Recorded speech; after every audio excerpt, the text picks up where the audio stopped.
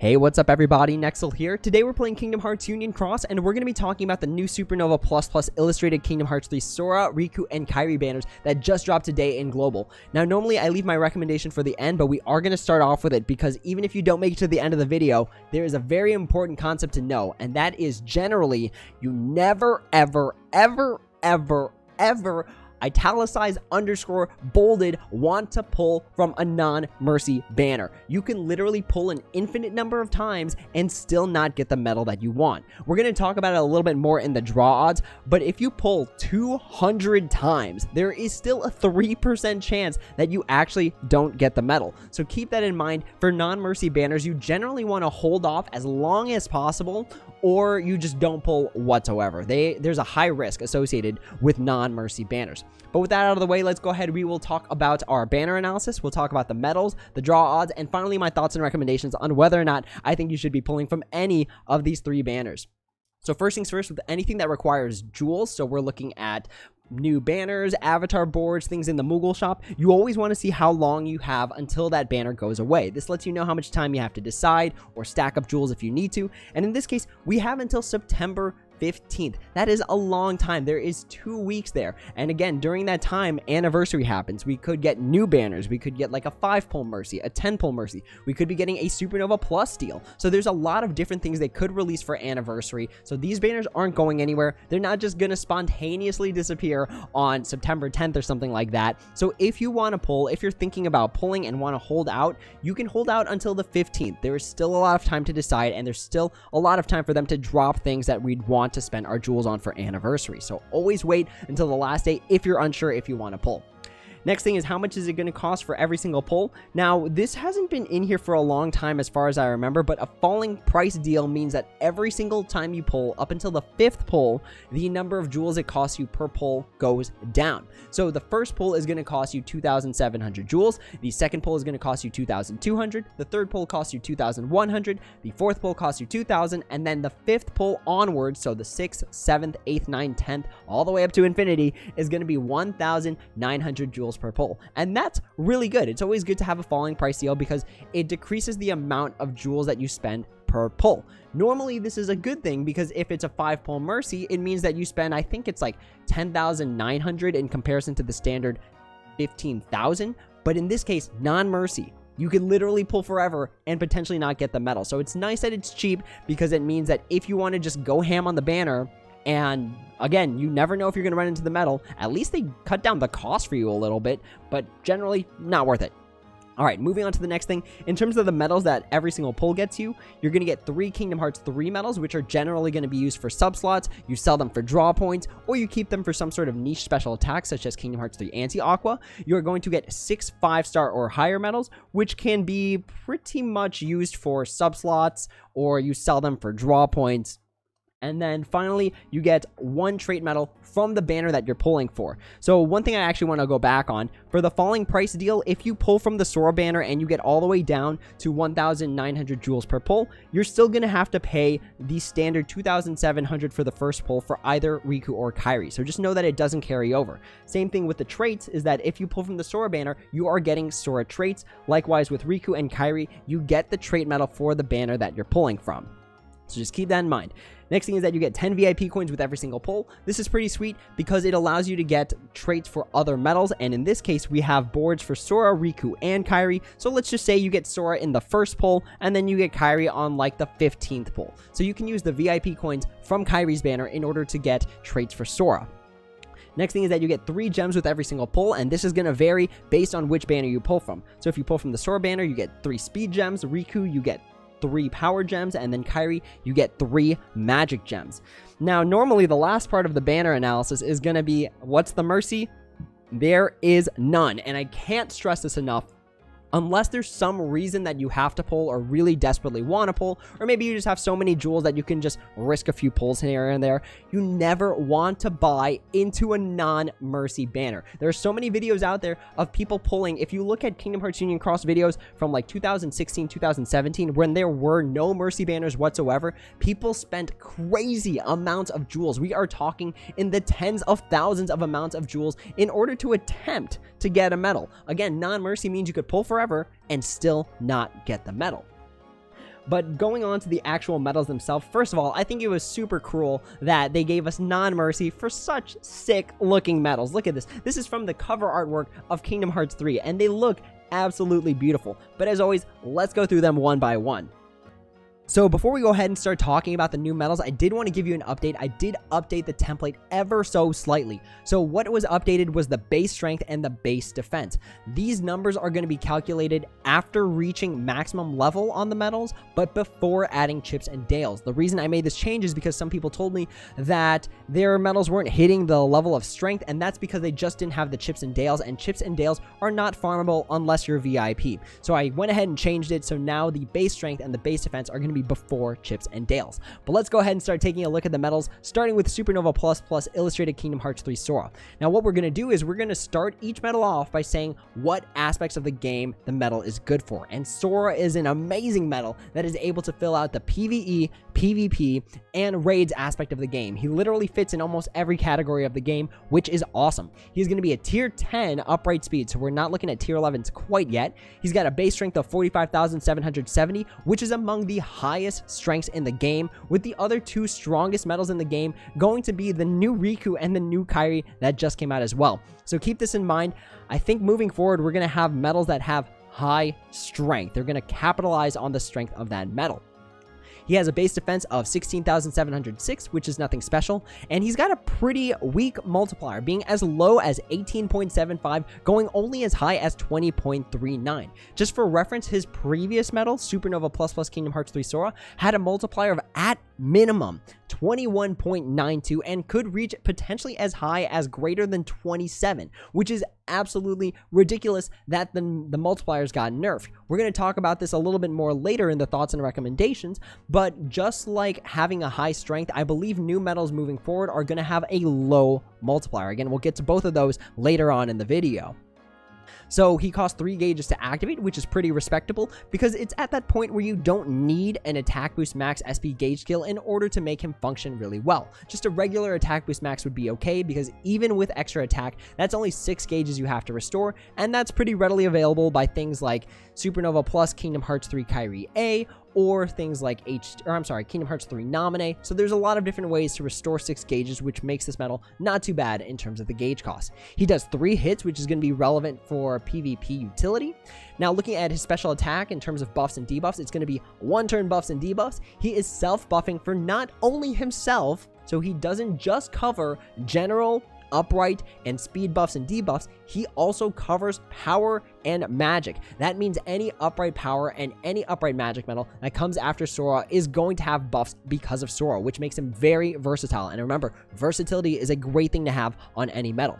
He also gives all medals, regardless of attribute, so it doesn't matter if they're actually reversed in this case, plus 10,000 strength. With extra attack, we're looking at plus 20,000 strength, going to all medals that are activated after the activation of Illustrated Kingdom Hearts 3 Sora, which is really good. Illustrated Kingdom Hearts 3 Sora, let me be more specific there.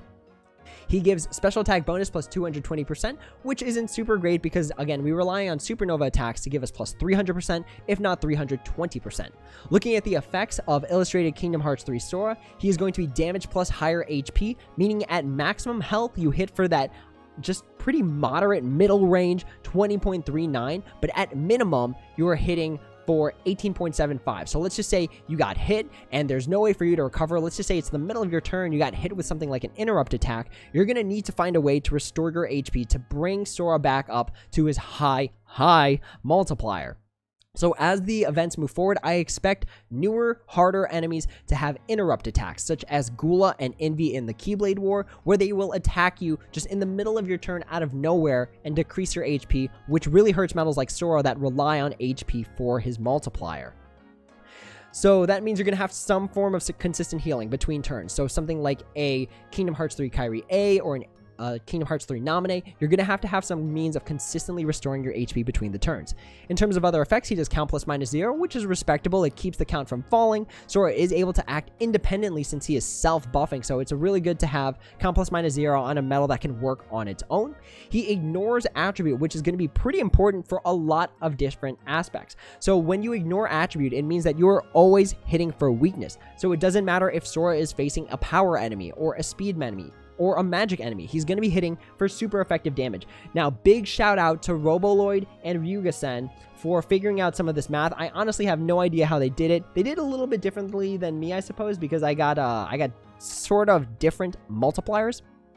But pretty much when you hit for super effective damage, look at how much damage you're doing in comparison to neutral and not effective damage. You're pretty much doing 50% more damage at maximum buffs, which is really good. Again, hitting for super effective damage is a lot more than just hitting for neutral damage or not effective damage, and it saves you from needing to buy other medals. So let's just say you're fighting against a power enemy and the only thing you've got is Sora. And that's fine because Sora ignores attribute and he's not going to hit for the not effective damage. He's going to hit for super effective damage. So it's always good to have ignores attribute. This also makes him really good for raids because with raids, what you want to do is you want to have one medal that has damage in raids 300% and you want to use it for every single raid boss regardless of what the attribute is. Some raid bosses are also tricky and their parts are a different attribute than the main body. So that's why it's important for raid medals to have ignoring attribute because it means that you're always doing super effective damage. You're running through that raid boss quicker and you're building up Lux even faster, which is important for the things like bonus hours or if your party has a designated 150% Lux boost hour.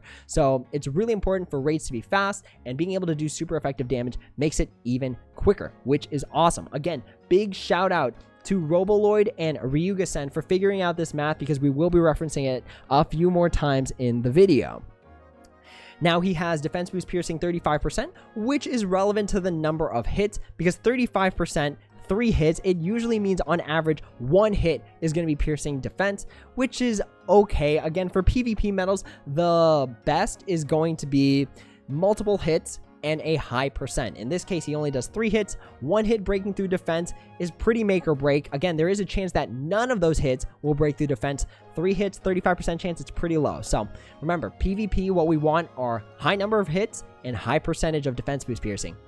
In terms of the Supernova attack for buffs and debuffs, it is a one-turn self-buffing. And I am always a fan of self-buffing on the Supernova attack because that means you get that buff whenever you want. You could be debuffed by something like a Barrier Master or by the counter attack from a critical mode Sephiroth. But then you just reactivate the Supernova, boom, all your buffs are back, and you are ready to continue rolling with your Keyblade setup. The Supernova attack also gives speed metal strength plus 12,000. Now, unlike the special attack, keep in mind, this is only speed strength. So that means he's only going to be buffing speed metals with his Supernova attack, whereas his special attack buffs all metals that come after. He has special attack bonus plus 320% on the Supernova attack, which is just the new standard for tier 10s nowadays.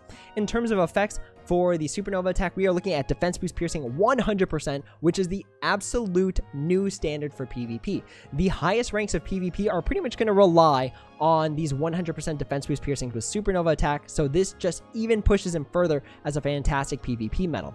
It triggers before slot 1, which is okay because the Supernova attack is self-buffing, so he's going to get the maximum amount of buffs, and he's going to pierce defense. That's really good, and it also sets up the rest of your Keyblade to make sure that you are ready for general, upright, and speed buffs for the rest of your Keyblade. So looking at the next medal, we have Supernova Plus Illustrated Kingdom Hearts 3 Riku, who is pretty much going to be only good for PvE. So he is a tier 10 upright power medal with a base strength of 45,831, which is the highest strength stat in the game, being 1,500 strength more than his predecessor Riku medal, Supernova Plus Kingdom Hearts 3 Riku.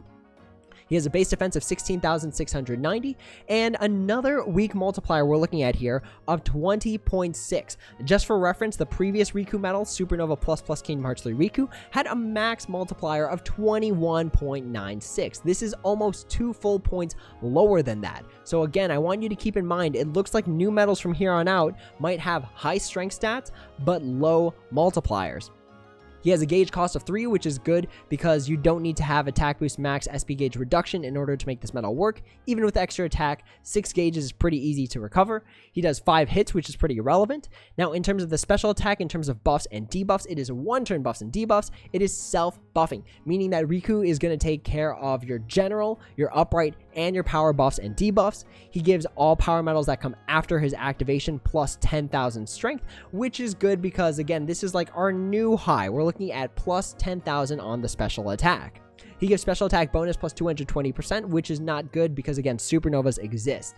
In terms of the effects of the special attack, this is where things get kind of interesting. He is the first metal to have mastery on special attack. Now, we have seen mastery before with the supernova effects, and remember what mastery is. It means that that metal, when hitting the enemy weak to it, will get more damage. Now, I know that seemed really vague, but thankfully, thanks to RoboLoid and Ryugasen, we actually have some hard numbers to put on it.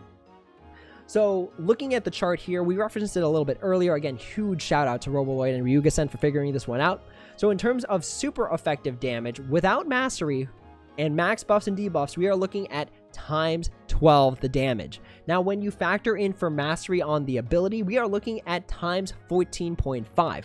That is an increase of 21% more damage, and that could be significant. Remember, in terms of dealing damage, if your strength is not higher than the enemy's defense, you're going to do 1 damage regardless of what metal it is.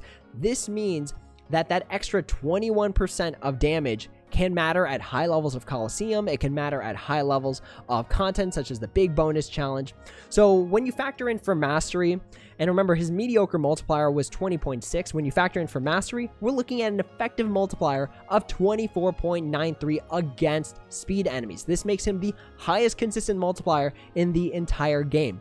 Big if though, remember you have to be fighting speed enemies in order for mastery on a power metal to work. So it only works against enemies where the metal is doing super effective damage. In terms of other effects, he does count +1, which is just nice for helping manage a count when you don't want it to hit 0.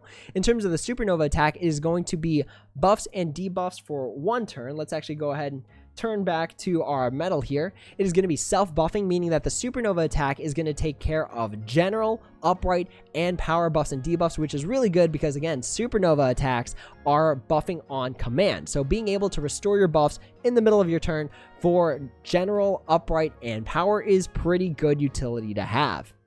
He gives all power metals that come after the supernova activation plus 12,000 strength, which is just a good number to have. It's the new number that we're looking at. And his supernova attack gives special attack bonus plus 320%. Again, new standards for our new tier 10s. In terms of effects, there's really nothing going on. It triggers before slot 1 is activated in PvP. That's all it's really got going for it. So that is the Riku. Let's move on to the Kairi. So last, but unfortunately also least, we have Supernova++ Illustrated Kingdom Hearts 3 Kairi, who is good for PvE as well as just general utility. She is the most versatile, but unfortunately also the worst of the 3, being a tier 10 upright magic metal with a base strength of 45,494. So again, these new metals have a high strength value. She's got a base defense of 16,739 and a flat multiplier of 20.2, which is again kind of a mediocre multiplier when we have things that are times 25, times 22, at the very minimum times 21 on most metals, most new metals anyways. She costs 3 gauges to activate, but it's kind of nice because as part of her special effect, she restores 4 gauges. So activation of this metal pretty much nets you +1 gauge, if not more. Now remember that with effects like this, you have to have the initial gauge cost before you get the effect. So unless you have 3 gauges, you won't be able to activate this metal and get the additional gauge healing. You have to have the 3 first, then activate, and then it gives you +1 gauge. Looking at the rest of the metal, she deals 3 hits. In terms of her special attack and her supernova attack, we're just going to talk about this right now. It's pretty awesome in terms of buffing specifically. So both the special attack and the supernova attack restore and give you maximum general, upright, power, speed, and magic buffs and debuffs. And that is awesome because that is pretty much all your buffs restored except for reverse whenever you come to Kairi. You can activate the Kairi, get those buffs back. You can activate the supernova attack, get those buffs back. So this makes her more versatile because she doesn't need to be put in the correct slot on the Keyblade in order to give the buffs and debuffs to other metals. So you could put her on the second slot of the Fenrir and she'll still give the buffs and debuffs necessary for upright metals that come after her or the power metals that come after her. So it's always awesome to have multiple buffs and debuffs with any single metal, and literally the only thing Kairi doesn't cover is gonna be reverse. Looking at the special attack specifically, activation of the special attack gives plus 10,000 strength to all metals, and this one is not restricted to upright, power, speed, magic. It also affects reverse, so being able to give all metal strength is always a good thing, again adding to the versatility of this metal. In terms of the special attack bonus, it's plus 220%. Again, nothing special because of supernova attacks. In terms of the effects, she gives gauge healing plus 4. Now, this can be pretty good because you can actually heal quite a few gauges with this medal.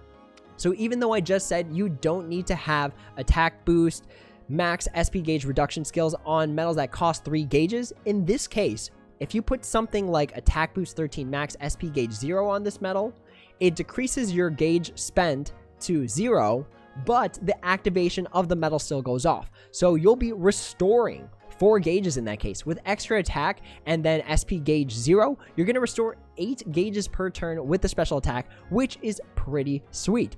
In terms of the other effects, it's count plus 2, which is amazing for count management, making sure that you never hit 0 pretty much. And then she also ignores attribute. So similarly to Sora, it's also awesome to ignore attribute. Again, referencing this chart made by RoboLoid and Ryugasen. Thank you so much for being able to figure out these numbers, guys. But super effective damage is going to be doing times 1.5 damage more than neutral and slightly more than that for non-effective damage. So it's always good to be ignoring attribute. And I take it back, I didn't say it earlier, she's also good for raids because of that effect.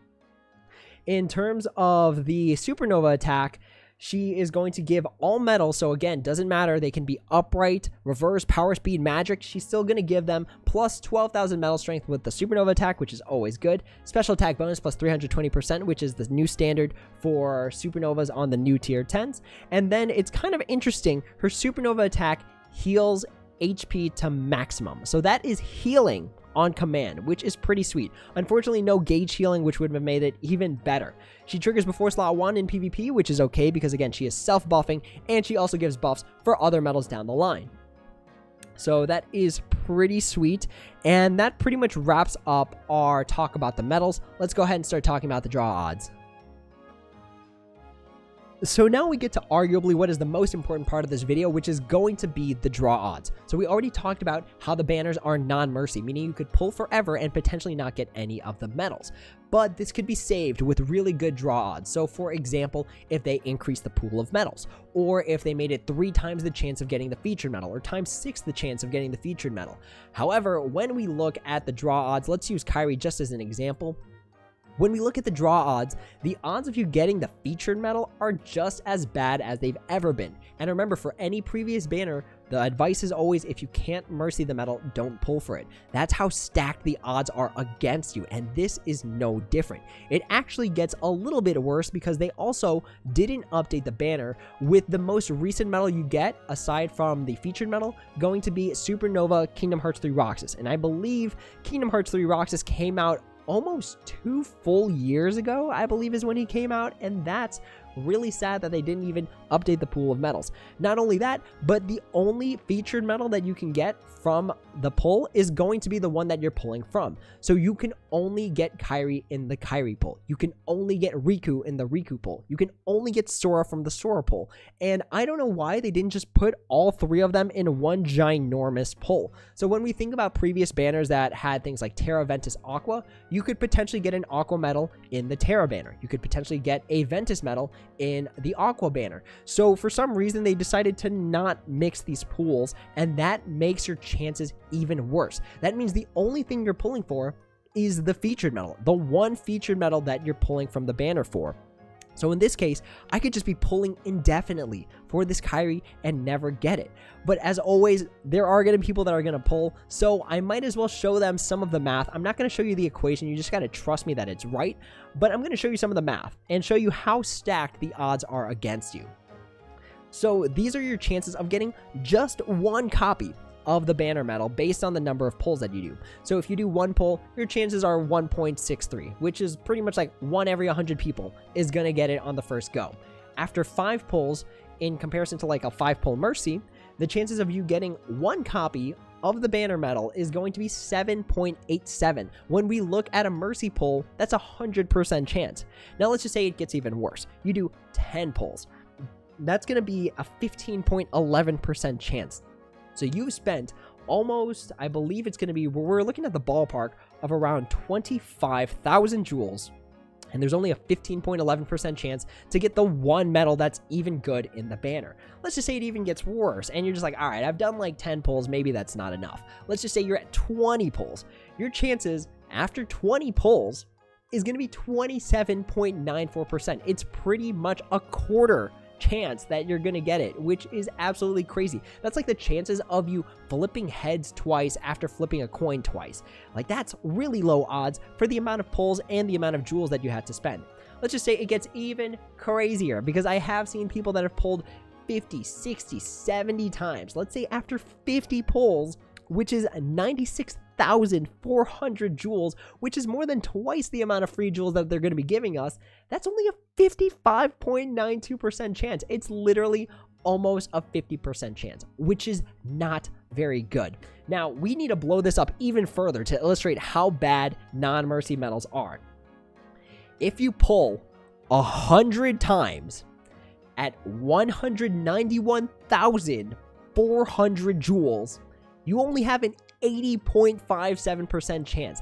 That means if you got 100 people that pulled 100 times, 20 of them would not get the medal. That is a 1 in 5 chance of you not getting the medal after spending 191,400 jewels, which is just mind-boggling. Like, at the very least, they could have souped up the banner a little bit, but instead, we get left with a falling price non-mercy banner, which is literally the second to worst banner of all time. The only banner that's worse than this one is going to be a non-mercy, non-falling price deal. That is literally the bare minimum banner that's ever come out, and this is only one step up for that. So to have this be the banner for anniversary, unfortunately, doesn't feel too good. Unfortunately, it feels like we were kind of cheated out of something. So hopefully there are more banners to come during the anniversary that are going to be better than this one in terms of odds, in terms of mercy, in terms of the medal pool that's available. So now we get to the final part of the video where I talk about my thoughts and recommendations on these new medals and these banners. So who do I think should pull? Nobody. Realistically, nobody should be pulling from these banners because non-mercy is the worst type of banner. You can literally be pulling forever and not get what you want. Again, after 100 pulls, you have an 80.57 chance of getting the medal. That is still roughly 20% chance that you're not going to get the medal, and you don't want to end up with 100 traits for a medal that you don't have. So realistically, I still think people are going to pull. There are going to be whale/competitive players who want to pull because these medals will keep them relevant. If we look at last month's Coliseum, so let me go ahead and just pull that up.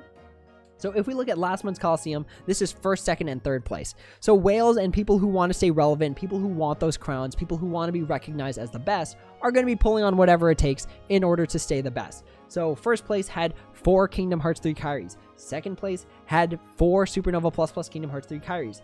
Third place also had 4 Supernova Plus Kingdom Hearts 3 Kairis. So pretty much whales and competitive players will buy into anything that gives them that first place, that keeps them at the top, that gives them those crowns in their profiles.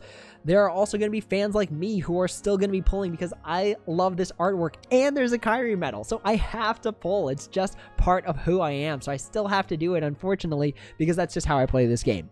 And then lastly, there are people who built up all these jewels, super excited for whatever anniversary banner might come, and then we get slammed with a non-mercy banner. These people saved tens of thousands of jewels hoping that anniversary was going to be awesome, and now they're just like, I have all these jewels, none of these banners are particularly worth it, but I have the jewels, so let's go ahead and spend them anyways. So there are still going to be people who pull, but realistically, no one should be pulling from non-mercy banners because, again, you can pull forever and not get what you want. This banner is literally only one step up from the worst banner of all time, which is going to be non-mercy, non-falling price. Literally, the falling price is the only thing that makes it any different than a non-mercy, non-falling price, which is the worst type of banner ever.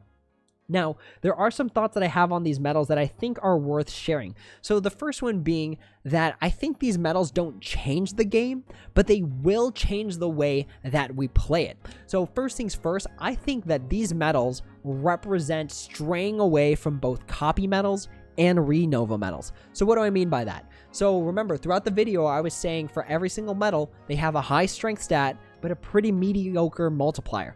Now, what do copy medals copy? They copy the special attack and they copy the multiplier. They copy the number of hits, but they do not copy the metal's strength. So remember that copy metals inherently have a lower strength stat than our average. So they have a low strength stat, but hopefully they're copying a high multiplier. In this case, they're not. They're copying a mediocre multiplier. So we've got a low strength paired with a mediocre multiplier, and that means that the copy metal, while versatile, is just not going to be as good as it used to be. Now, what do I mean by we're straying away from Supernova Renew potentially? So remember that the metals up until this point, usually their Supernova attack gave almost twice as much strength to metals in comparison to the special attack. So for example, Kingdom Hearts 3 Dark Riku, his Supernova attack gives plus 6,000, whereas his special attack only gives plus 3,000. So pretty much we saw like a ×2 amount of base strength added from the Supernova attack. Now, when we look at these metals, it's only a difference of plus 2,000, which I believe is only like, I don't know, it's somewhere in like the 20% range. So that gap between the special attack and the Supernova attack is getting narrower. And remember, with Supernova Renew, it doesn't activate the special attack again. It just activates the Supernova attack and builds off the strength of the Supernova attack. So it's easier to show with like a graphic. So this is having how many Aquas for Supernova Renew you have compared to how many Kairis that you have. When we compare the standard, so our standard is 2 Supernova Renew plus X metal. When we look at that line, which is the second line, it's plus 224,000 metal strength. Now, comparing that to the first line, where you only need 1 Supernova Renew and then you have 5 copies of the Kairi, it's only a difference of 4,000 metal strength. So as we move forward, if that number between the special attack and the Supernova attack becomes similar or even equal, then Supernova Renew unfortunately just goes out the window. There's no reason to copy there's no reason to Renova the Supernova attack if you're just not going to get as much damage out of it in comparison to the special attack. So that's what I mean by we might be straying away from copy metals and we might be straying away from Supernova Renew. Now let's go ahead and take a look at the Riku, because again, I don't think these metals are game breaking. I think you can totally live without them and it should be fine, but they might change the way that we play the game. So looking at Illustrated Riku, again, he's got that new skill, that new mastery skill that gives 21% more damage against an enemy that the metal is super effective against. So in this case, Riku doing damage to a speed enemy is 21% more damage just because he has mastery. That means metals that have mastery on the special attack have a higher effective multiplier. So again, it brings up Riku's mediocre multiplier of 20.6 up to pretty much 24, which is the highest consistent multiplier. So having this new mastery skill might be game breaking when it comes to defeating really powerful enemies or ranking super high in PvE. But this might change the way that we play the game, because that means you're going to have multiple metals that have mastery. So for example, the Riku mastery only works on speed enemies. You're going to have to do something like convert the Riku metal into a speed metal with something like a Kingdom Hearts 3 Vanitas, but that's another metal that you have to buy. So I think this new mastery ability might force you to buy new mastery metals, or might force you to buy more metals that convert damage. So for example, the Elsa converts the next metal into magic. The Vanitas converts the next metal into speed. So the fact that we have this new mastery might mean we need to buy more metals that either 1 have mastery or 2 that have some sort of attribute conversion. So pretty much based on what they do with the game, if they make the higher difficulty enemies require mastery, that's more jewels and that's more metals that we have to go buy. Also, one last observation about these metals and pretty much the trend that we've been seeing. So based on these new metals that are coming out, it almost seems like they're trying to fizzle out heal buffers. So for example, that staple nominee that we have at the beginning of every Keyblade might be becoming irrelevant if they want to focus more on damage and then relying on the staple metals themselves in order to give us all the buffs, all the healing that we need. Because again, Kairi is the most versatile metal, but she's also a damaging metal that gives us buffs, that can heal some gauges.